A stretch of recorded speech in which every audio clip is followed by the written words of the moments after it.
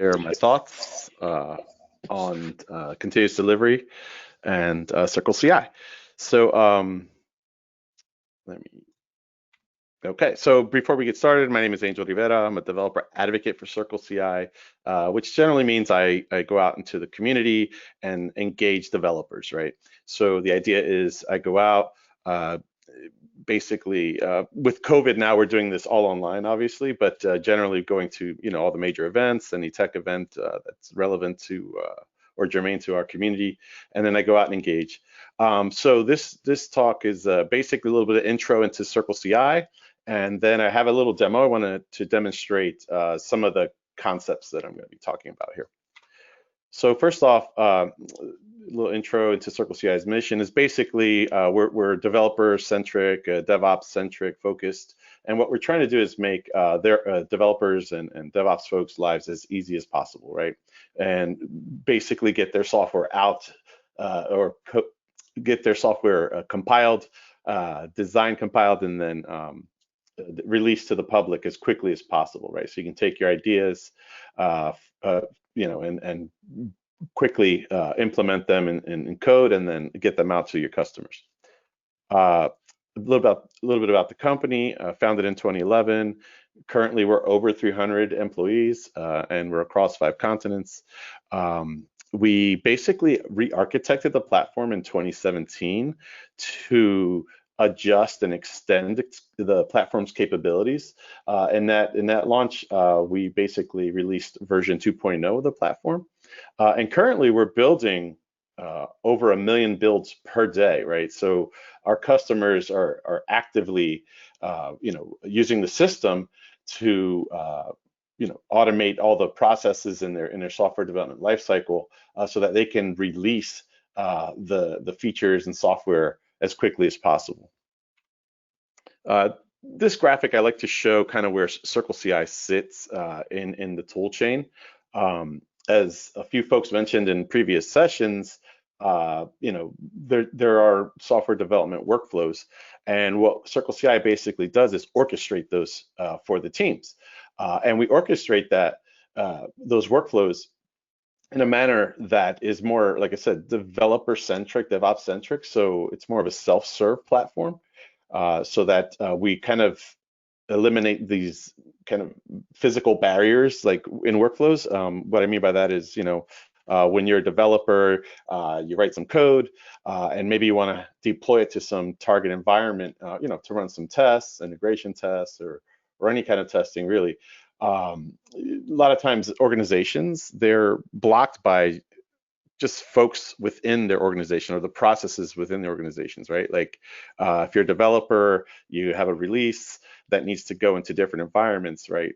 That pipeline can be blocked physically by just your own processes, right? So if you have a security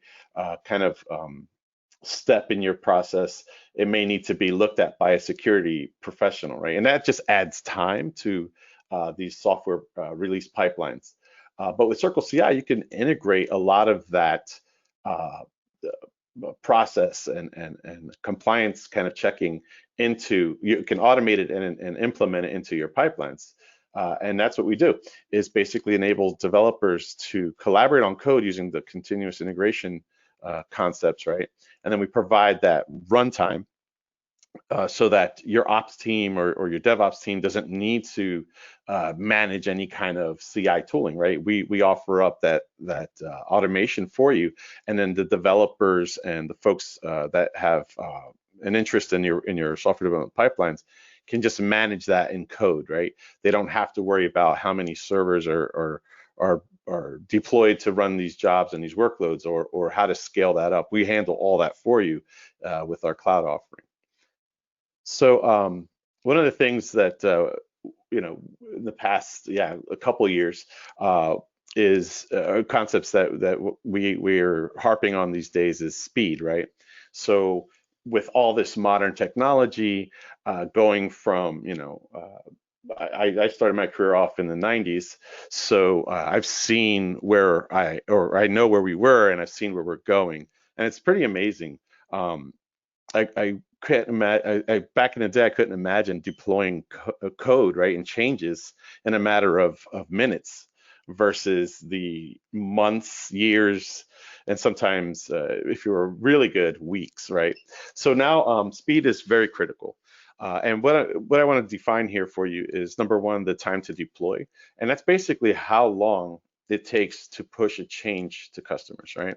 And then the frequency of deployment is how many times per week do you push your changes to customers? And the reason I wanted to kind of highlight these 2 points is here's the results of a kind of an internal case study that we did within CircleCI customers.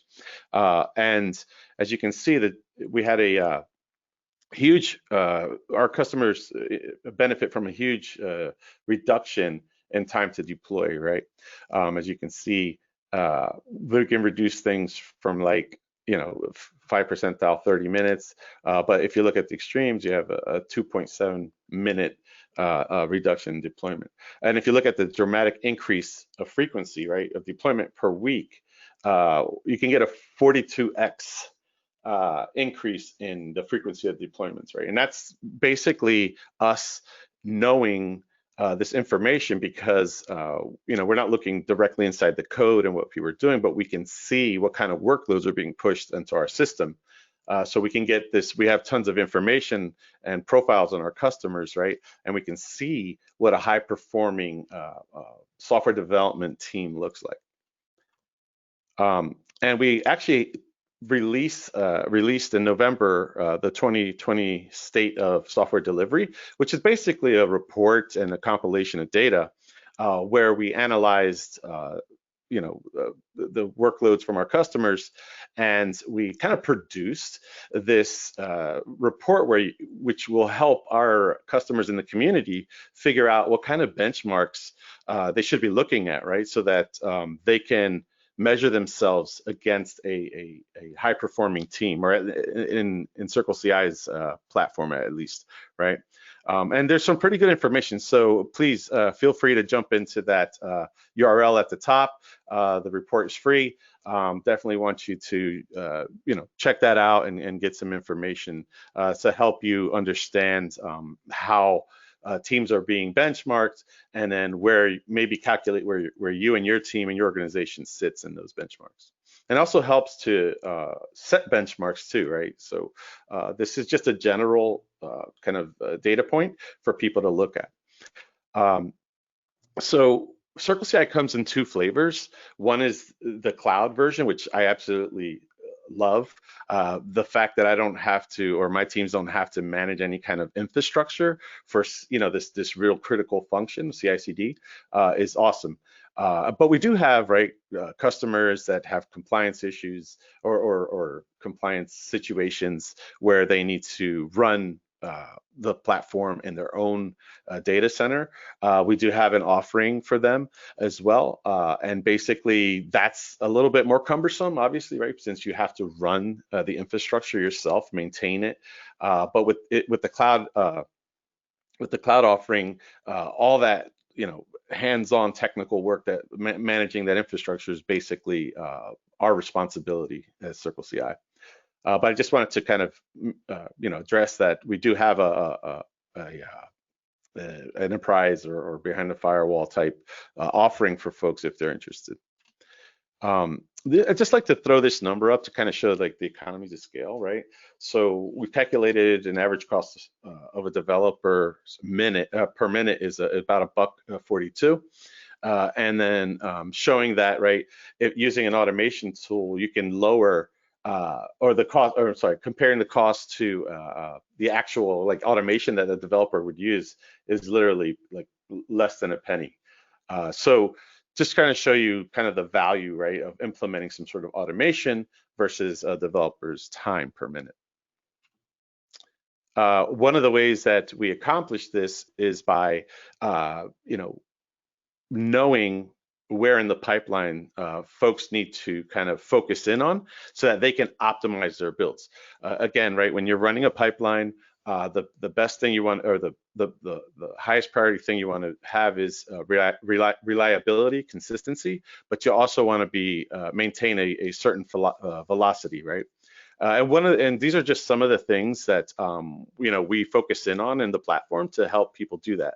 Obviously, right, if you can run things concurrently, that helps with speed, right? That helps with getting things done faster. One of the other concepts that we encourage our customers and users to kind of look at and implement is test splitting, right? So if you have like these long, arduous, complex test suites, you might want to consider splitting those up into concurrent jobs, right? So they're done at the same time. And then we also have added some capabilities where our users can, pick out the appropriate level of capacity for jobs. So that means, they can select different resource classes is what we call them. But basically what they are essentially is just hosts that run your jobs. And you can configure your jobs to run with various levels of CPU capacity, RAM capacity, right? And the other bit is caching. So we have mechanisms within the system to cache things, right? Because one of the biggest kind of time sucks that you have in your pipelines is when you have to download things, right? So by implementing a quick cache mechanism within the platform, users are able to just save certain files or cache them so that when the next time a pipeline is run, it can just easily be retrieved and saves a lot of time. Here's some of the benefits for CircleCI, right? Again, one of my favorites is, or one of the biggest values for me, at least as a former, or actually I'm still a developer, but as a developer is that self-service focus, right? Like I don't need to contact someone and wait for them to take action on something I need right away. As a developer, I'm able to take most of this action myself, and then folks are able to look at what I've done because we have this configuration as code concept where everything is pretty much mapped out. So pipelines are mapped out in a YAML configuration file, which I'll show you in a moment. And then also we have the capabilities to SSH into environments, right? So if a job fails in our pipeline, in most other platforms out there, the developer has to, again, contact someone, right, to gain access to those build assets, right, or the environment where the build failed. With our rerun as SSH capabilities, the developer just, if the job fails, the developer can go in, find the job, and then, rerun that failed job. And when the job finishes, it can leave basically the environment up and gives the developer an SSH kind of credentials, right, to go into that environment and then run live debugging in the environment where their build fails. So it's really good. Again, developer feature that kind of helps that experience along and saves a lot of time and money as well. And finally, we have this context for security where we basically secure and you give privileged access to bits of sensitive data that your pipelines need. Sometimes we're integrating into a platform, maybe, I'm going to show you a GKE demonstration of a pipeline. So if you need access to, right, you need a token or some sort of credential, you can actually package that up into some sort of environment variable that can then be injected at runtime, in real time on runtime, when the pipeline is executed, right? So you're not leaving secrets laying around in an environment. It literally can go in, inject that information, and then we have placeholders in the configuration file, which I'll show you as well in a moment. So on the security point, we take that really seriously. CircleCI, when I came on board, we were just completing the FedRAMP authorization. So now we were, along with GitHub at the time, authorized to be on the FedRAMP project, the program. And also we've completed our SOC 2 compliance, right?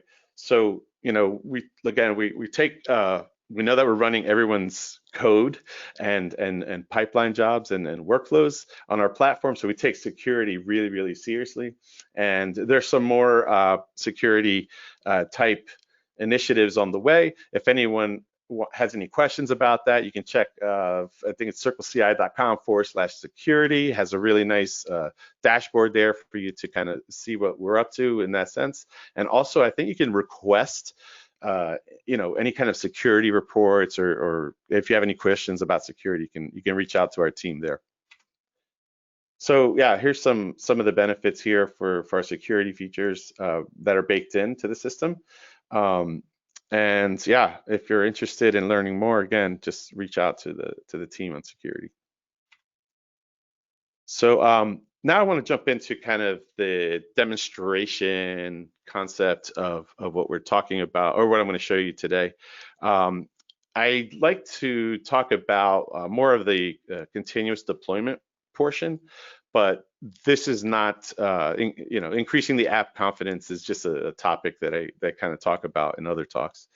So obviously, right, as developers, we want to go fast, confidently and reliably, because that's just the way it is these days, right? We're doing really modern work and using a lot of modern technology, but you also have to keep up a release cadence, right? You can't let that kind of diminish, otherwise the bosses will be asking questions, right?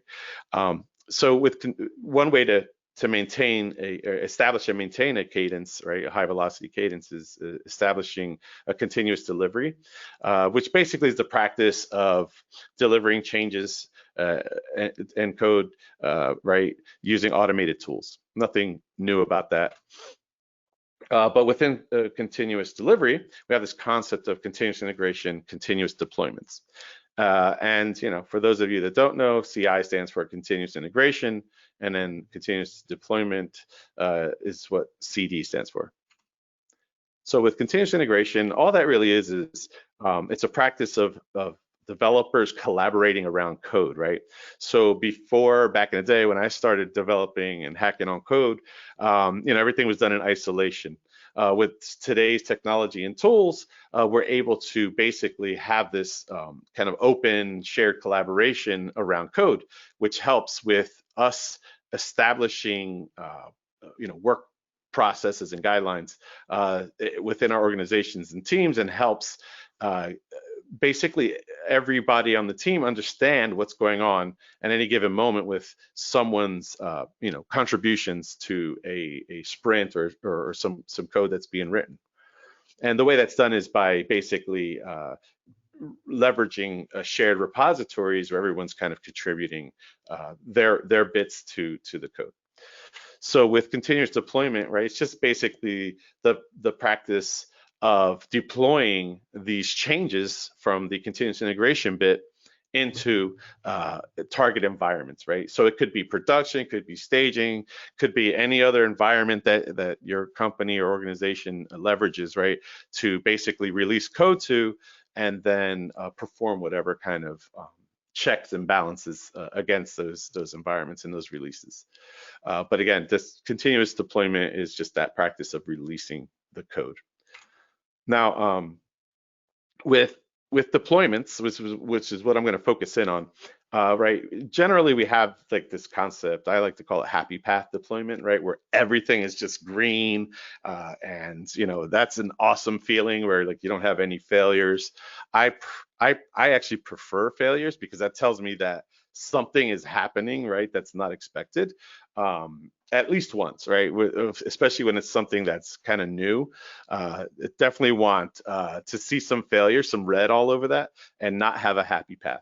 But when we have the happy path, sometimes we fall into this false sense of complacency, or at least we think our pipelines are credible.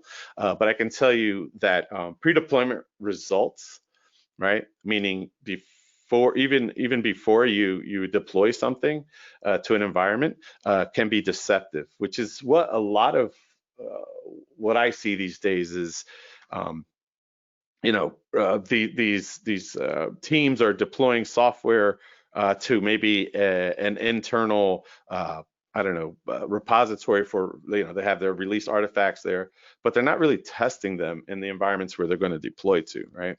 And I can tell you from experience, which I'm sure most of us on the webinar know, deployments always fail unexpectedly.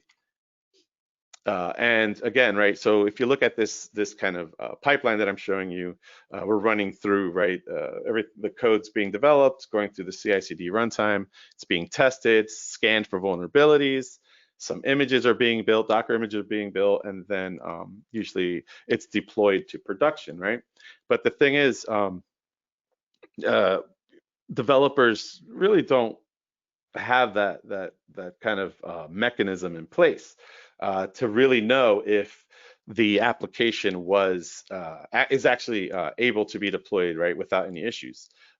Generally, the pipelines that I see is after that Docker image is built and pushed to some Docker registry, it's pretty much not thought of, right, by the developers.